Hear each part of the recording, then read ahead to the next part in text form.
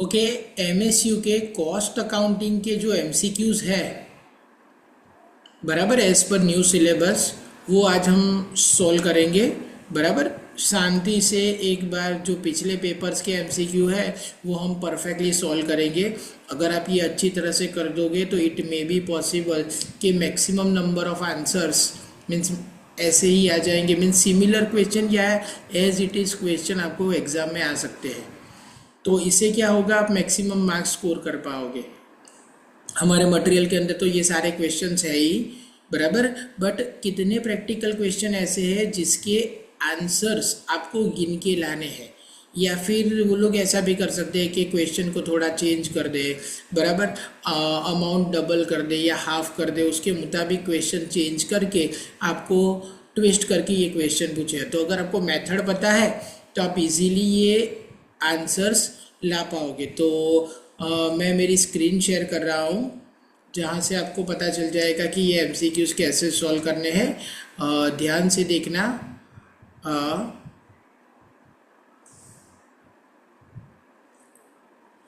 तो ये हमारे एमसीक्यूज है। सबसे पहले शुरुआत हम कहाँ से करेंगे कि जो लास्ट एग्ज़ाम्स है उसके अंदर जो एमसीक्यूज आए हैं वहाँ से शुरुआत करेंगे। बराबर, इसमें बहुत सारे हैं स्टार्टेड विथ इंटरनल टेस्ट 10-11 से, बट जो हमारा लास्ट पेपर्स है वहीं से हम शुरुआत कर रहे हैं। बराबर, तो जिससे क्या होगा, आपको आंसर लाने में और कैलकुलेशन में भी इजी रहेगा, और मैक्सिमम नंबर ऑफ क्वेश्चन कहाँ से आएंगे, जो लास्ट पेपर है उसी में से आते हैं। तो let us start. First question is accounting treatment of over time due to abnormal circumstances. बराबर, एबनॉर्मल सर्कमस्टेंसेस के कारण कोई भी लॉस होता है तो उसे हम कहाँ चार्ज करेंगे, costing profit and loss account में। उसके बाद रीऑर्डर लेवल क्या है, रीऑर्डर लेवल मीन्स वो लेवल जहाँ पे आप नए गुड्स को ऑर्डर करते हो। तो नया गुड्स आप कितना मंगवाओगे कि जितना उसका मैक्सिमम यूज़ है। तो formula is maximum consumption into maximum period. Maximum period क्या है कि एक बार ऑर्डर होने के बाद कितने दिनों में या कितने वीक में वो गुड्स हमारे पास आ जाता है। उसके बाद third question, x limited had 800 units of 20 each. ये यूनिट्स है, कई यूनिट्स होते हैं कई रुपीज़ होते हैं, ध्यान रखना। 800 units of 20 each on 1 August 22। The purchase made during the month, on 7 अगस्त को हमने परचेज किया 600 यूनिट 21 के रेट से। 15 अगस्त को हमने परचेज किया 500 यूनिट 22 के रेट से, और 24 अगस्त को हमने बाय किए हैं, यूनिट्स नहीं दिए बट रेट दिया है 25। What is the issue price per unit as per simple average method. Simple average method में क्या होता है, ओपनिंग बैलेंस का भी रेट गिनते हैं और परचेज का भी रेट गिनते हैं। मीन्स हमारे पास जो स्टॉक है वो कौन कौन से रेट का स्टॉक अवेलेबल है, उसका average price. If the issue is 1500 units made on 20 अगस्त, कितने यूनिट इश्यू किए हैं वो कंसीडर नहीं करना, डेट कंसीडर करनी है। ये कब इश्यू किया है, 20 अगस्त को। तो अगर 20 अगस्त को हमने इश्यू किया है, कितने यूनिट इश्यू किए हैं, 1500 यूनिट। बराबर, ये यूनिट हमें कंसीडर नहीं करने। याद रखना, सिंपल एवरेज के अंदर इश्यू प्राइस आप कब कैलकुलेट करोगे, at the time of every issue. और अगर वेटेड एवरेज मेथड है तो इश्यू प्राइस कब कैलकुलेट होगा, at the time of every receipt. ये याद रखना। तो सिंपल एवरेज है तो हम इश्यू के टाइम पे, तो इश्यू कब हुआ था, 20 अगस्त, तो 20 अगस्त के पहले के जो गुड्स है हमारे पास उसी का प्राइस कंसीडर होगा। तो कौन कौन से है, 15 अगस्त को 22 का रेट, 7 अगस्त को 21 का रेट एंड 1 अगस्त को 20 का रेट। तो इश्यू प्राइस हमारा आएगा 20 + 21 + 22, टोटल 3 प्राइस हुए, तो डिवाइड बाय 3। तो आप करोगे तो आपका इश्यू प्राइस कितना आ जाएगा, 21। क्लियर। उसके बाद fourth question, x limited had 800 units of 20 each on 1/11/22। कितने यूनिट थे, 800 यूनिट्स। कब, 1 नवंबर को। Material purchase during the month of November, 4 नवंबर को 800 यूनिट्स, 15 नवंबर को 1000 यूनिट्स एंड 25 नवंबर को 600 units. Calculate the issue price material by periodic simple average price. अगर आप periodic simple average price calculate करते हो वहाँ पे ओपनिंग बैलेंस का प्राइस नहीं कंसीडर किया जाएगा। तो ओपनिंग बैलेंस के प्राइस को इग्नोर करने के बाद पूरे मंथ में या पूरे पीरियड में, 6 महीना हो सकता है, 1 मंथ हो सकता है, 1 ईयर हो सकता है, पूरे पीरियड में जिसका आप स्टोर लेजर बना रहे हो जितनी भी परचेज प्राइस है उसका एवरेज निकालना है। तो ये ओपनिंग बैलेंस को इग्नोर कर दो। 4 नवंबर को हमने 20 के रेट से परचेस किया है, 15 नवंबर को 30 के रेट से, 25 नवंबर को 40 के रेट से। तो 20 + 30 + 40, तो 20 + 30 + 40 डिवाइड बाय 3, तो एवरेज इश्यू प्राइस कितना आ जाएगा 30। अगर 4 इश्यू है तो 4 से डिवाइड करोगे, 5 इश्यू है तो 5 से डिवाइड करोगे, 2 इश्यू है तो 2 से डिवाइड करोगे। From the following information calculate value of x as per simultaneous equation method. ये बहुत इंपॉर्टेंट क्वेश्चन है। यहाँ पे हमें साइमल्टेनियस इक्वेशन के मुताबिक ये चीज़ को सॉल्व करनी है। अब साइमल्टेनियस इक्वेशन गिनना है आपको, तो सबसे पहले नोट्स ओपन कर देते हैं हम।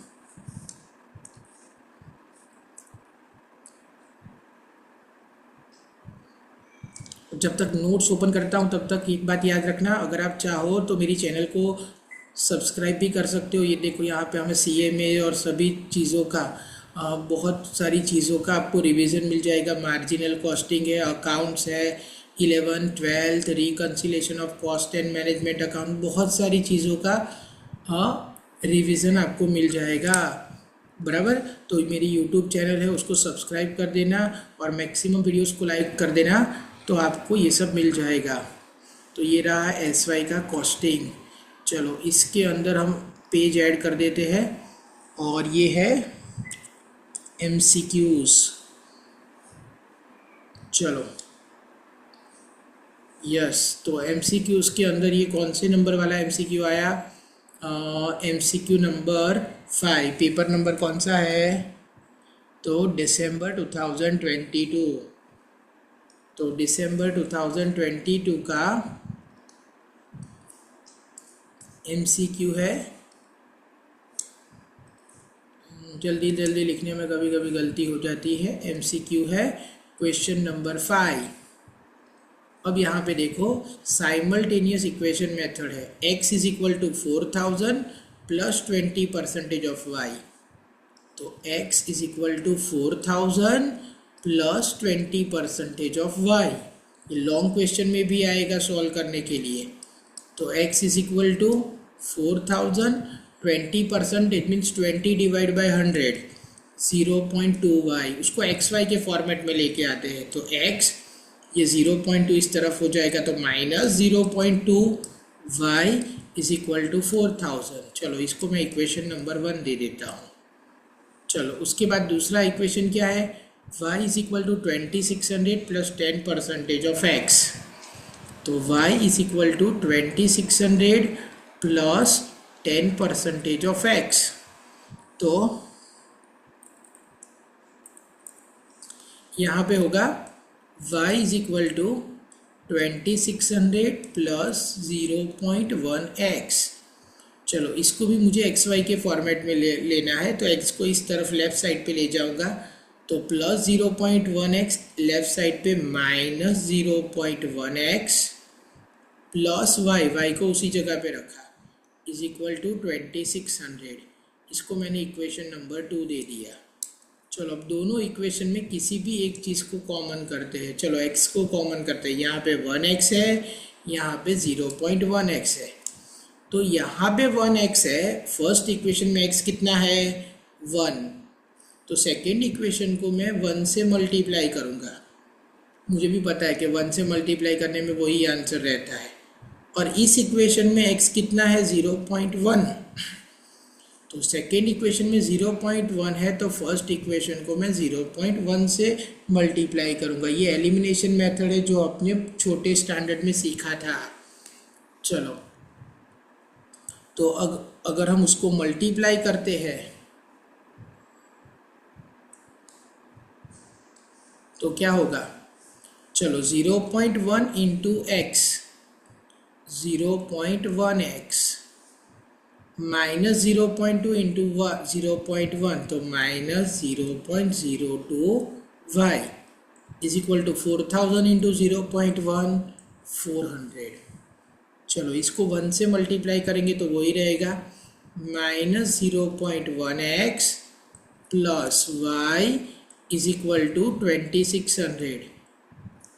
अब यहाँ पे आप देखोगे तो दोनों x की साइन क्या है, डिफरेंट है, तो प्लस 0.1x और माइनस 0.1x कैंसिल हो गए। अगर दोनों की साइन सेम होती तो बीच में माइनस करके सबकी साइन चेंज करके आप किसी भी एक को एलिमिनेट कर देते। चलो 1y माइनस 0.02y तो कितना आएगा 0.98y और 2600 और 400 दोनों का टोटल कितना आएगा 3000। क्लियर? हमें x ढूंढना था तो अगर y को एलिमिनेट किया होता तो डायरेक्ट x का आंसर मिल जाता। तो 3000 डिवाइड बाय 0.98 तो आपको y मिल जाएगा, बराबर।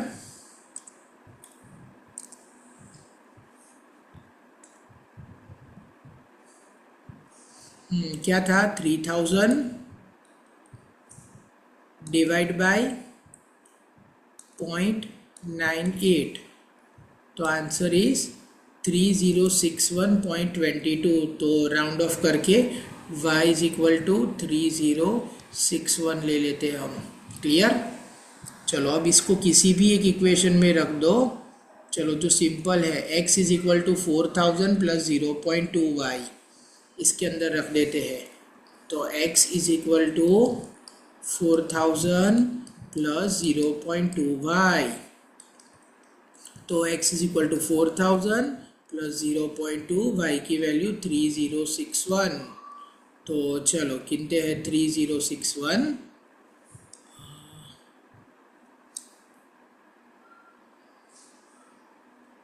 3061 इंटू 0.2 कितना आया 612 प्लस 4000 तो आंसर विल बी 4612। तो x इज इक्वल टू 4612 ये हमारा आंसर आ गया। तो x इज इक्वल टू 4612 ये मोस्ट इम्पोर्टेंट क्वेश्चन है। आपको यहाँ तो मिल रहा है इम्पोर्टेंट क्वेश्चन के तौर पे, बट जो लॉन्ग सम आएगा जिसमें आपको साइमल्टेनियस इक्वेशन मेथड सॉल्व करनी है उसको भी आप इसी तरह से गिनोगे। चलो suitable base for apportionment of factory building related expense. अब बिल्डिंग है उसका खर्चा किसके मुताबिक होगा, उसकी एरिया के मुताबिक। उसके बाद the production cost excluding the cost of direct material. हमने प्रोडक्शन कॉस्ट ली बट डायरेक्ट मटेरियल नहीं ले लिया, तो डायरेक्ट मटेरियल को यूज़ करेंगे टू प्रोड्यूस द गुड्स। तो डायरेक्ट मटेरियल को हमें फिनिश गुड्स में कन्वर्ट करना है, therefore it is known as conversion cost. बहुत सारे आंसर तो लॉजिकल है, आप सोचोगे तो आंसर मिल जाएगा। N analysis of time card of a worker on a machine shows that out of total 48 hours he work 45 hours mean 3 hours क्या हुए उसने बिगाड़ दिए, और 3 आवर्स क्या है आइडल टाइम है। किस वजह से, due to machine break down, machine बिगड़ गया तो वो हमारी गलती हुई, तो ये एबनॉर्मल रीज़न हुआ। अब 45 आवर्स उसने वर्क किया है, उसमें 4 आवर्स ओवर टाइम है, तो 41 आवर्स नॉर्मल टाइम हो गया। चलो ये तो हमने बेसिक वर्किंग, पर क्वेश्चन में ध्यान रखो आपको क्या ढूंढना है, कैलकुलेट ओवर टाइम प्रीमियम। तो ओवर टाइम में आप जो एक्स्ट्रा अमाउंट पे कर रहे हो that is overtime premium. तो overtime paid at the rate of 50% extra, तो 60 रुपीज़ आप पे कर रहे हो, उसका 50% एक्स्ट्रा, तो एक्स्ट्रा कितना हुआ 30 रुपीज़, और ओवर टाइम कितना था 4 आवर्स, तो 4 hours over time into 30 rupees extra, so 120 will be over time premium. पूरे क्वेश्चन को पढ़ के आप डिसाइड करो कि आपको एग्जैक्टली क्या पूछा है, उसके बाद आप आंसर लाओगे। If the efficiency of the worker is 110%, worker की एफिशिएंसी 110% है, और बोनस ढूंढना है आपको एमरसन। एमरसन के मुताबिक बोनस क्या था 67% से ले लेके 100% एफिशिएंसी है तो बोनस मिलता था। 67% में मिनिमम बोनस था 0.01%, और 100% में आपको मैक्सिमम बोनस 20 मिलता था। बट अगर कोई 100 से ज़्यादा एफिशिएंसी से काम करता है तो जितनी ज़्यादा एफिशिएंसी उतना बोनस का परसेंटेज आप ऐड कर देते थे। सपोज 101% से एफिशिएंसी से काम किया तो 20 + 1 21% बोनस। अगर 110% से काम किया है तो 100 के ऊपर कितना हुआ 10, और 100 पे बोनस कितना था 20, तो टोटल बोनस कितना हो गया 30%। Question number 10, value of plant and machinery used 60,000, 80,000, 1 lakh, 5,000, 5,000 in department P Q R X and Y. Calculate the ratio. जब भी आपको रेशियो कन्वर्ट करना है, फाइंड करना है, तो एमसीक्यू के अंदर आपको स्मॉलेस्ट फॉर्म में कन्वर्ट करने का पूछेंगे, बराबर। तो अगर स्मॉलेस्ट फॉर्म में कन्वर्ट करते हो तो हम क्या करेंगे, सबसे पहले सब में से 0 एलिमिनेट कर दो। कितने हो सकते हैं, तो इसमें से 3 0 एलिमिनेट हो जाएंगे। चलो 3 0 निकाल दिया। ओके, अब ये 5 से सब डिवाइड होगा तो 12 5 60, 16 5 80, 20 5 100, 5 1 5 एंड 5 1 5, तो ये रेशियो मिल जाएगा। चलो और भी आपको पता नहीं चलता तो आप डिवाइड करोगे ना, तो 60,000 divide by 12, 80,000 divide by 16, 1 lakh divide by 20, 5,000 divide by 1 and 5,000 divide by 1, सबका आंसर 5,000 ही आएगा। क्लियर। तो जिसको डिवाइड करने से सब में आंसर सेम आता है वो हमारा आंसर है रेशियो ढूंढने में। या तो आप सिंपल ट्रिक मैंने बता दी, सबसे पहले जितने ज़ीरो कट होते हैं वो निकाल दो, उसके बाद किसको किससे डिवाइड करते हैं वो डिसाइड कर दो, आपको आंसर मिल जाएगा। From the following information calculate labour turnover rate as per, कौन सी मेथड है, सेपरेशन। सेपरेशन में कितने लोग, कितने एम्प्लॉय बिजनेस को छोड़ के चले गए या हमने निकाल दिया, उसको कंसीडर करना है। तो एवरेज एम्प्लॉय कितना था 275। Number of employee resign during the year, कितनों ने रिजाइन किया 20। और रिप्लेस को कब कंसीडर करेंगे, रिप्लेसमेंट मेथड में। तो फॉर्मूला क्या होगा लेबर टर्नओवर का सेपरेशन मेथड में, तो labour turnover as per separation method क्या होगा, number of separation divide by average number of employee into 100। तो यहाँ पे क्वेश्चन में देखो नंबर ऑफ सेपरेशन कितने हैं, resign during the year 20 divide by average number of employee 275 into 100। तो 20 डिवाइड बाय 275 इंटू 100। चलो कैलकुलेटर पे गिनते हैं, 20 डिवाइड बाय कितना था 275 बराबर इंटू 100। तो योर आंसर विल बी 7.27। तो देख लीजिए आंसर क्या आ गया 7.27%। कंजप्शन कितना है 100 यूनिट पर मंथ दिया है। परचेज प्राइस 100 पर unit, EOQ 300 unit, ordering cost O is equal to 600 पर order, carrying cost 16 per unit per annum. Find time gap between 2 consecutive order, 2 order के बीच में आप कितना टाइम लगाते हो।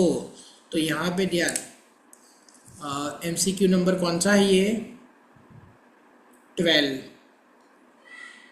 तो सबसे पहले आपको नंबर ऑफ ऑर्डर ढूंढने हैं, तो number of order is equal to A divide by EOQ। चलो मंथली कंजप्शन कितना था 100, तो पूरे साल का 1200 डिवाइड बाई EOQ कितना था 300। तो कितने ऑर्डर होंगे 4 ऑर्डर। उसके बाद टाइम गैप ढूंढना है आपको बिटवीन 2 ऑर्डर, तो मंथ में ढूंढना है, तो 12 divide by number of order, तो 12 डिवाइड बाई 4 ऑर्डर, तो टाइम गैप कितना आएगा 3 मंथ। तो यहाँ पे हमारा आंसर 4 मंथ नहीं आएगा, क्या आएगा 3 मंथ। ये गलत आंसर है। चलो ये लॉजिकल क्वेश्चन है। Milk and cream use to make ice cream material, तो डायरेक्ट मटेरियल हो गया ना, उसके बिना आइसक्रीम बनेगी ही नहीं। ये भी एक मोस्ट इंपॉर्टेंट क्वेश्चन एग्जाम में आएगा 100%। चलो total purchase cost of 2,50,000 bricks is 5,44,500। Question number कौन सा है 14। तो क्वेश्चन नंबर 14 के मुताबिक चलो ब्रिक्स कितनी बना रहे हैं हम 2,50,000 और उसकी कॉस्ट दी है 5,44,500। चलो आगे देखो। Breakage in handling the bricks is 1%। इतनी ब्रिक्स खराब हो गई, टूट गई, तो -1% ब्रेकेज, तो 2,500 1% होगा। तो ब्रिक्स अवेलेबल कितनी है 2,47,500। अब आप क्वेश्चन में देखो, आपको पर 1000 ब्रिक का इश्यू प्राइस ढूंढना है। 1000 ब्रिक्स का प्राइस क्या होगा, तो अगर 2,47,500 ब्रिक्स की कॉस्ट 5,44,500 है, तो 1000 ब्रिक्स की कितनी होगी, ये कैलकुलेट करना है आपको। तो हम कैसे कैलकुलेट करेंगे, तो हमारे पास कैलकुलेटर है, ये रहा। 1000 क्रॉस मल्टीप्लिकेशन अप्लाई होगा into 2,44,500 divide by, just a minute मैंने गलती कर दी, कैंसिल करना होगा। 1000 मल्टीप्लाई बाय 5,44,500 डिवाइड बाय 2,47,500। तो ये 1000 ब्रिक्स का इश्यू प्राइस मिल जाएगा। ये इसका कैलकुलेटर है, कंप्यूटर का थोड़ा अलग कैलकुलेशन दिखाता है, एक साथ कैलकुलेशन नहीं होता। 1000 इंटू 5,44,500, चलो कितना आ गया आंसर, डिवाइड बाई 2,47,500, तो आंसर आएगा, जस्ट अ मिनट लिख लेते हैं हम, 2,200 is our answer. Clear.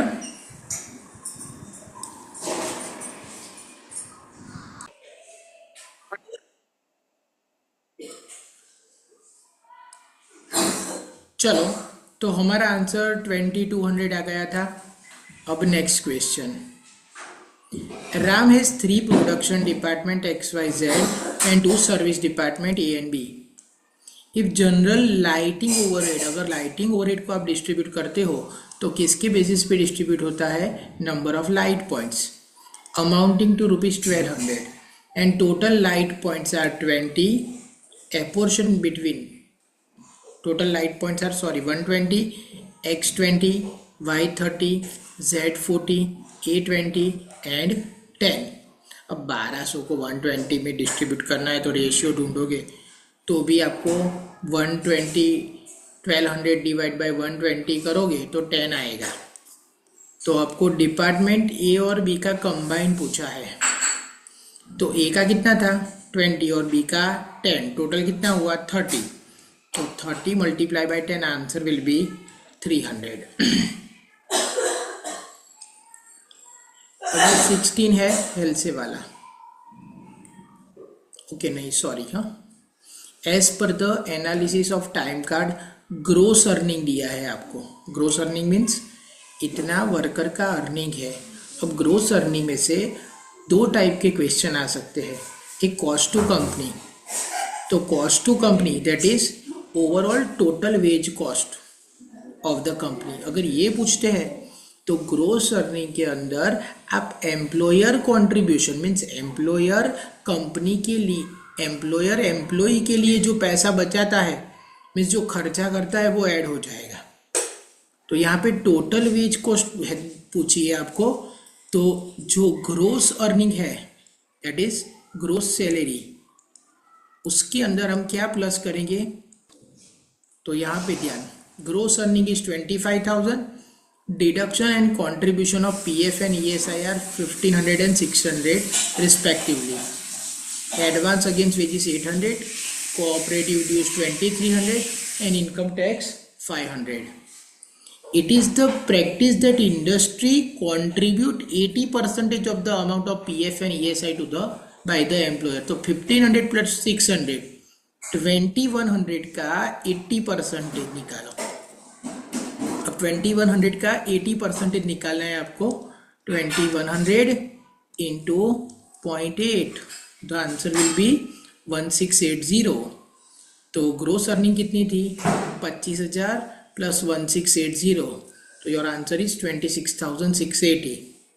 But इसकी जगह एम्प्लॉय के हाथ में कितना पैसा आता है वो पूछेंगे, तो हम क्या करेंगे, ग्रोस अर्निंग में से जो PF और ESI का कंट्रीब्यूशन है एम्प्लॉय का वो माइनस कर देंगे।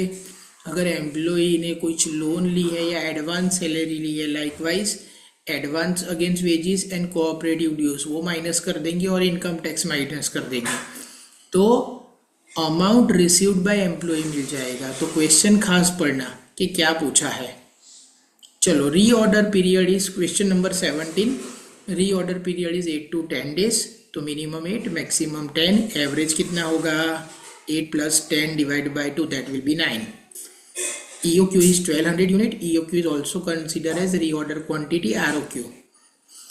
Rate of consumption normal is 60, that is average, 60 units per day, and maximum consumption 120 units per day. आपको मिनिमम लेवल ढूंढना है, मिनिमम कंजप्शन नहीं, हाँ मिनिमम लेवल। मिनिमम कंजप्शन पूछा होता तो हम कैसे ढूंढते, maximum consumption, normal consumption is equal to maximum plus minimum divide by 2, इससे हम मिनिमम कंजप्शन ढूंढ सकते हैं। बट ये मिनिमम लेवल है, तो अगर मिनिमम लेवल पूछा है तो उसकी फॉर्मूला हम याद रखेंगे, minimum level is equal to reorder level minus average consumption into average period. चलो, रीऑर्डर लेवल आपको क्वेश्चन में देखो कितना है, that is reorder level is नहीं दिया, तो रीऑर्डर लेवल सबसे पहले ढूंढना होगा। रीऑर्डर लेवल कैसे मिलेगा, maximum consumption into maximum period. तो रीऑर्डर लेवल मैं ढूंढ लेता हूँ पहले। मैक्सिमम कंजप्शन हमारा कितना है, that is rate of consumption normal, maximum consumption is 120 and maximum period is 10, तो reorder level 120 into 10 that will be 1,200। तो यहाँ पे रीऑर्डर लेवल 1,200 लिया, minus average consumption that is normal consumption कितना था 60, and normal time that is average time period कितना था, maximum 10 weeks, minimum 8 weeks, तो एवरेज 9 week, तो इंटू 9, तो 1,200 माइनस 540, तो आंसर क्या आएगा, 1,200 माइनस 540, यहाँ पे गलत दिया है, 1,200 minus 540, your answer will be 660, तो आंसर इज 660 यूनिट्स, तो आंसर आएगा 660 यूनिट्स। कभी कभी अंदर गलत आंसर दे देते हैं, बराबर, बोर्ड लेटर करने में गलती हो जाती है, तो हम उसको इग्नोर करेंगे, हम हमारे कैलकुलेशन से ही आंसर ढूंढेंगे। चलो, material requirement 10 kg per unit of finish product, ये याद रखना, एक फिनिश प्रोडक्ट बनाने के लिए 10 किलोग्राम मटेरियल चाहिए। Weekly production वेराई minimum 25 and maximum 175, reorder period 4 to 7 week, find out reorder level. आपको क्या ढूंढना है, रीऑर्डर लेवल ढूंढना है। तो 10 kg per unit of weekly production कितना है, 175 यूनिट। अब 175 यूनिट बनाने के लिए 10 के मुताबिक मैक्सिमम कंजप्शन 1750 kg हो जाएगा। और मैक्सिमम टाइम कितना था, 7 वीक। तो maximum consumption into maximum time, तो 1750 इंटू मैक्सिमम टाइम कितना था, 7 वीक। तो आंसर आइज 12,250। तो आंसर आएगा 12,250 kg। ये भी आंसर अंदर गलत दिया है। Which of the following cost is correctly classified. तो historical cost classification by element, expense classification by time, mix cost. यहाँ पे करेक्टली क्लासिफाई क्या है,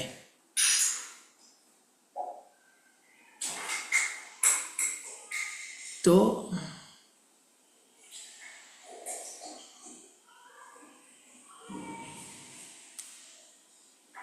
historical cost classify by the element, वो सही है।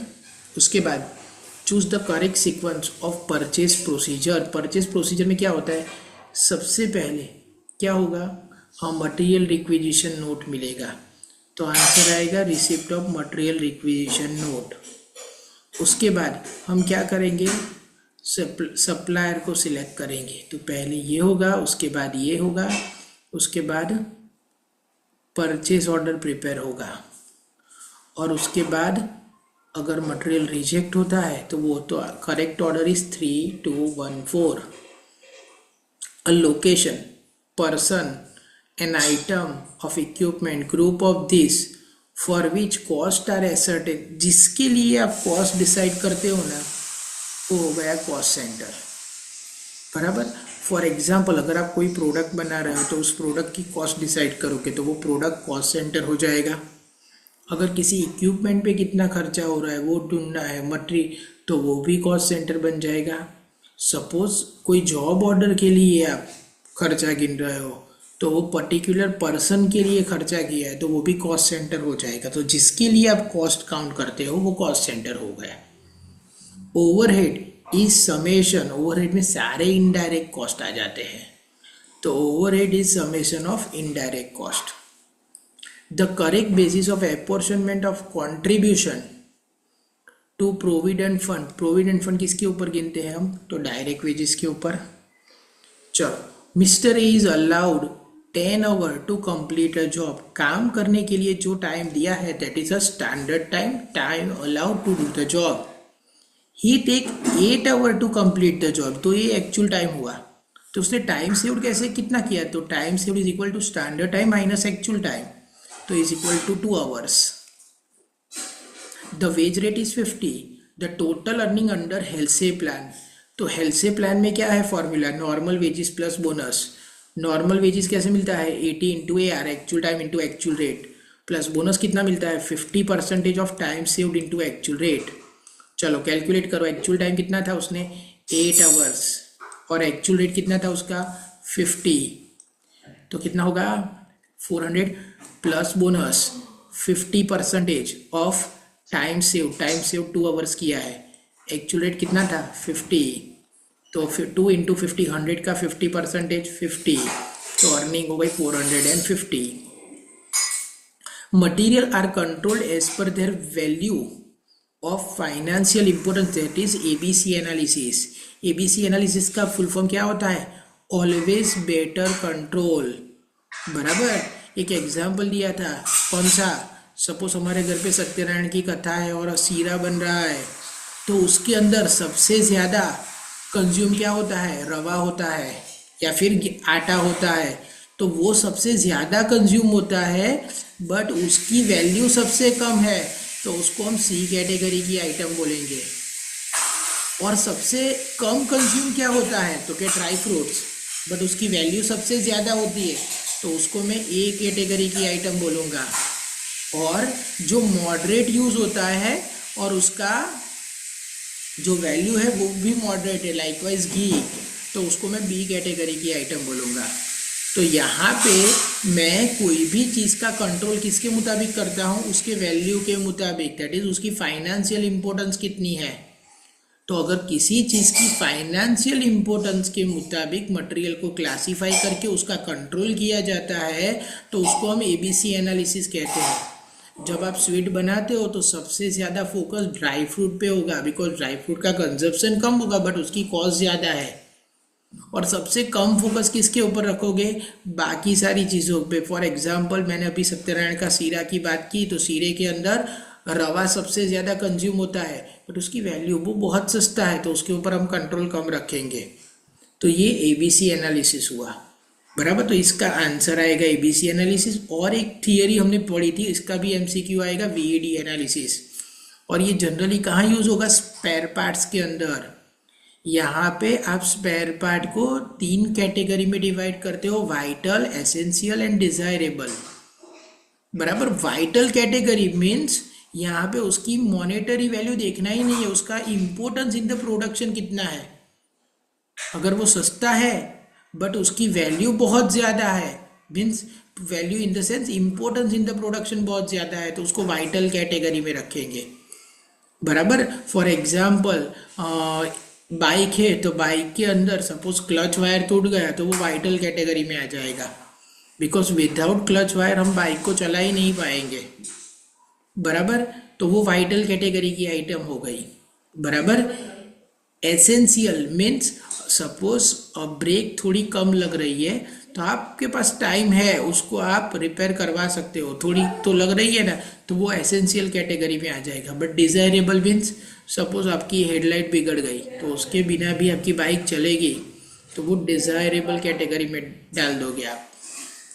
चलो question number 26, which one of the following is non reciprocal service method. Reciprocal में क्या होता है, एक सर्विस डिपार्टमेंट दूसरे production department as well as service department को अपनी सर्विस देता है।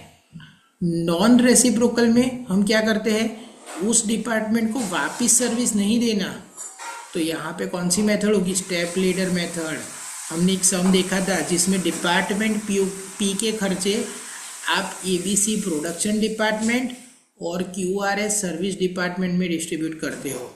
उसके बाद डिपार्टमेंट क्यू के खर्चे आप एबीसी प्रोडक्शन और वाई से और आरएस सर्विस डिपार्टमेंट में करते हो। वापिस जो सर्विस डिपार्टमेंट जीरो हो गया उसमें हम डिस्ट्रीब्यूट नहीं करते।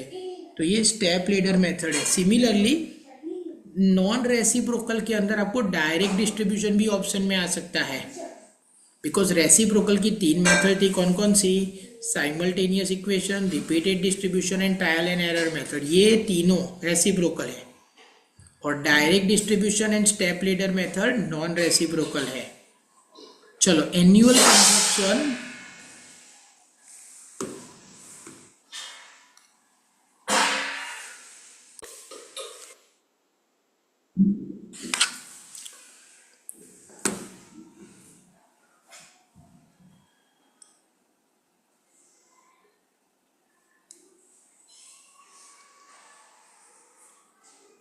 चलो question number 27, annual consumption 10,000 unit, purchase price 100 पर unit, ordering cost 10 per order, storage cost 5% of the unit value, find economic order quantity. तो सबसे पहले C means carrying cost per unit per annum ढूंढ लेंगे। कैसे मिलेगा, तो per unit cost multiply by percentage of C, तो 100 का 5% कितना आएगा 5। अब आप ईओ क्यू कैलकुलेट करोगे तो क्या होगी फॉर्मूला, √2AO अपॉन सी। तो √2 A इज इक्वल टू 10,000, चलो √2AO upon C, √2 A is equal to 10,000। Ordering cost per order कितना दिया है आपको, 10 per order into 10 upon C, C is equal to carrying cost per unit per annum. तो carrying cost per unit per annum हमने find किया, कितना था 5।